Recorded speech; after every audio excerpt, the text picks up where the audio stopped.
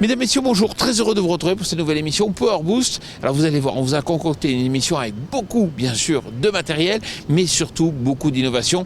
Top départ.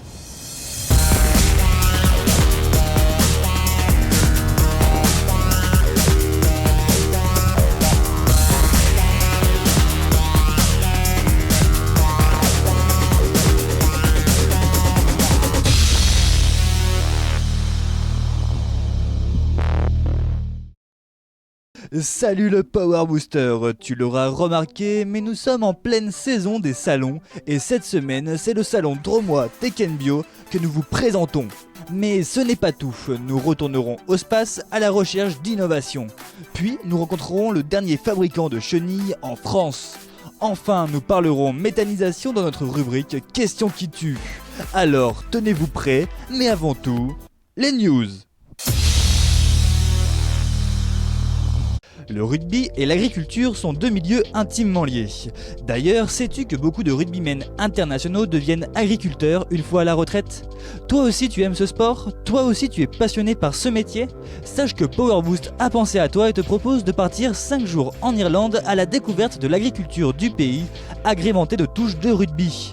Rencontre d'anciens internationaux sur leur exploitation, visite une usine irlandaise de machinisme et assiste à un match à Dublin en compagnie de Yannick Josion. On vous attend. Pour plus d'informations, contacte-nous à l'adresse mail qui s'affiche ci-dessous ou sur notre page Facebook Power Boost.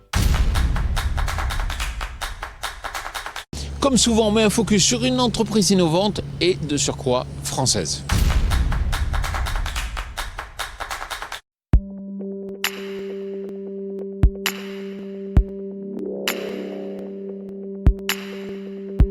Vous savez, dans l'émission Power Boost, on aime toujours mettre en avant une entreprise qui n'est pas forcément connue, qui démarre, et il faut justement faire un focus sur elle.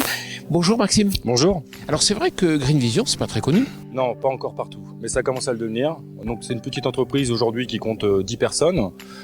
C'est des agriculteurs qui ont créé ça à la base. On est spécialisé dans le bio principalement. Nous avons une ferme à côté, c'est ce qui fait notre force. Donc objectivement aujourd'hui, c'est on crée des outils. On teste nos outils et seulement après on commercialise nos outils. Mais quand je regarde tout ce que vous avez là, vous êtes déjà quasiment un full liner du bio. De plus en plus, on va dire que chaque année on va rajouter 3 produits dans la famille. Donc on a tout ce qui est travail du sol, donc à disque, à dents, on va avoir du sous-solage, on va avoir tout ce qui est charrue d'échaumeuse. Et après on a même aujourd'hui, comme vous pouvez le voir, de l'atomiseur. Et dernièrement on va sortir tout ce qui va tête compost. L'entreprise Green réalise le cahier des charges pour ses outils grâce à un bureau d'études et 2 dessinateurs. La fabrication, elle, est sous-traitée.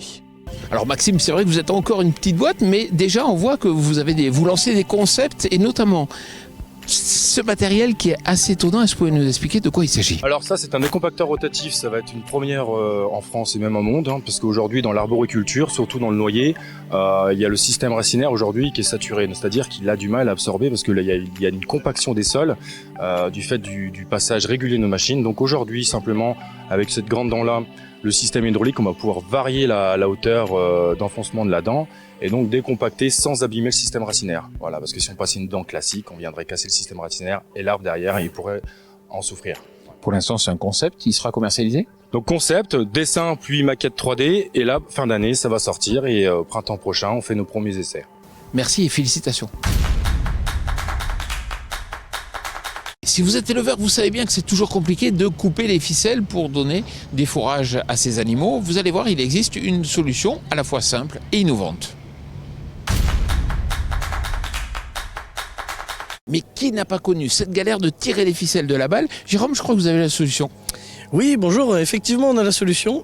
La solution c'est d'avoir des coupes-ficelles qui sont sous la machine, sur la porte exactement, et qui permettent de couper par le dessous les ficelles de manière à avoir une grande facilité d'extraction. On diminue par 13 la facilité d'extraction des filets ficelles. Donc maintenant il n'y a plus besoin du cutter, du couteau.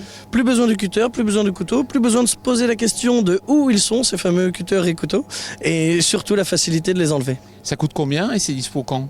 Alors c'est dispo dès aujourd'hui et ça coûte 2300 €. Bon, félicitations. Merci beaucoup. On constate de plus en plus de dégâts dus aux oiseaux sur les cultures. Pourtant, il existe des techniques de plus en plus performantes dans ce domaine. On le sait, c'est de plus en plus compliqué d'effaroucher les oiseaux. Gérard Goujard, bonjour. Bonjour Jean-Paul. Alors, vous avez une entreprise qui s'appelle Avistop et je trouve intéressant d'étudier votre concept. Pourquoi? Parce que vous dites, il y a souvent des systèmes avec un seul système d'effarouchement et vous vous dites non, il faut combiner les différents systèmes pour lutter contre justement le fait que les oiseaux s'habituent. Oui, tout à fait. Ce n'est qu'en combinant plusieurs effets qu'on va réussir à effaroucher durablement dans le temps des oiseaux pour protéger les cultures, les tables d'alimentation du bétail, mais aussi les élevages de canards, par exemple, en plein air. Alors, quels sont les effets que vous combinez? Alors sur cet appareil-là, on va cumuler jusqu'à 3 effets, c'est-à-dire un premier effet déclenchement aléatoire pour éviter le rythme, un deuxième effet qui est une détonation beaucoup plus faible qu'un canon normal, on n'a pas besoin de faire énormément de bruit, et surtout un troisième effet qui est un effet visuel. La combinaison de ces 3 effets vont faire que justement l'oiseau ne va pas s'accoutumer rapidement à l'effarouchement. Et c'est ce qui va donner des efficacités jusqu'à même 90 jours d'efficacité à 100%. Alors pour bien comprendre, dans ce canon, effectivement, on injecte du propane et puis il y a une petite bougie, hop, ça explose. Mais ce que vous rajoutez en plus, vous, c'est cette notion d'envolée de l'oiseau? Oui, tout à fait. En fait, à l'explosion, l'oiseau va être alerté et il va voir effectivement cette cloche et ses leurres propulsés sur un mât qui fait 8 mètres de haut. L'oiseau va donc interpréter la chose suivante, c'est-à-dire qu'il va entendre la détonation et juste après l'envol de quelque chose, donc l'envol de ses congénères, c'est ce qui va le faire fuir et le faire fuir durablement dans le temps. C'est surtout ça qui est important, c'est pas de l'effaroucher une fois, c'est de l'effaroucher pendant plusieurs semaines qui est intéressant. Quand on rajoute des cris, c'est quel cri?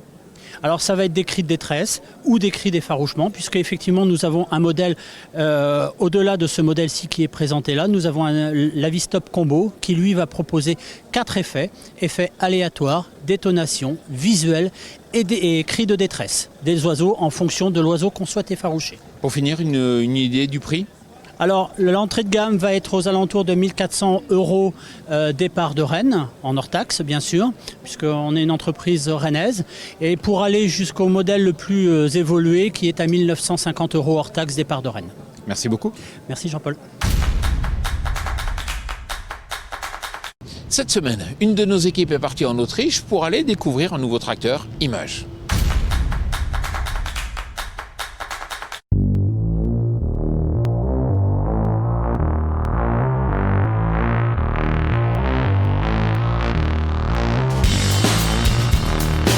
Cette semaine, nous nous sommes rendus en Autriche dans le cadre de l'élection du tracteur de l'année.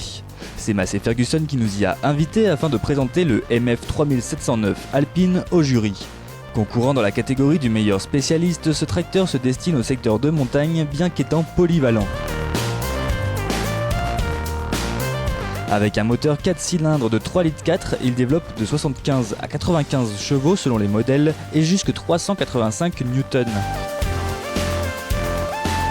Il dispose d'un centre de gravité relativement bas afin de pouvoir travailler en pente, de 30% s'il fait face à la pente, à 18% sur les côtés.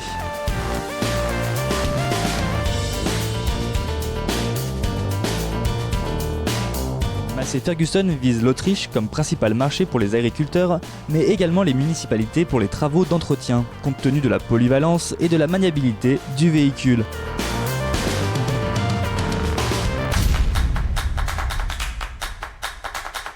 L'agriculture est souvent à la source de nombreuses innovations. Vous allez voir celle-ci, elle est vraiment étonnante et elle a débouché d'ailleurs sur un bateau à chenilles.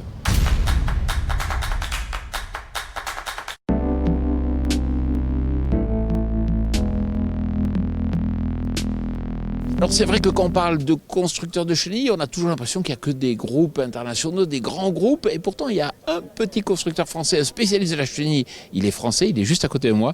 Claude Gauthier, bonjour. Bonjour.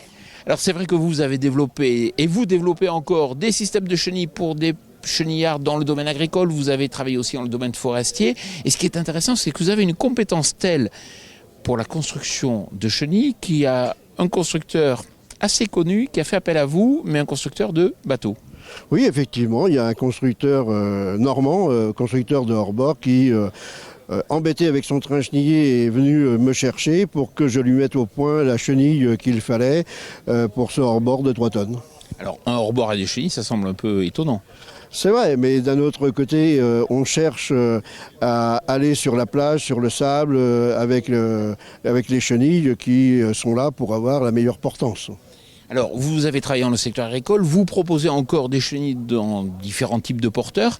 Aujourd'hui, c'est quoi votre point fort par rapport aux constructeurs internationaux? Vous êtes un agrégateur de différentes solutions? Effectivement, je cherche dans la chenille à mettre à l'intérieur de la chenille les composants qui vont être modernes, résistants, et c'est le cas du Kevlar que nous utilisons par exemple. Mais une illustration aussi, c'est être capable de refaire une chenille qui existait il y a un siècle avec les composants d'aujourd'hui. Merci beaucoup et félicitations Claude. Merci. Je vous propose de retrouver à présent notre rubrique, la question qui tue.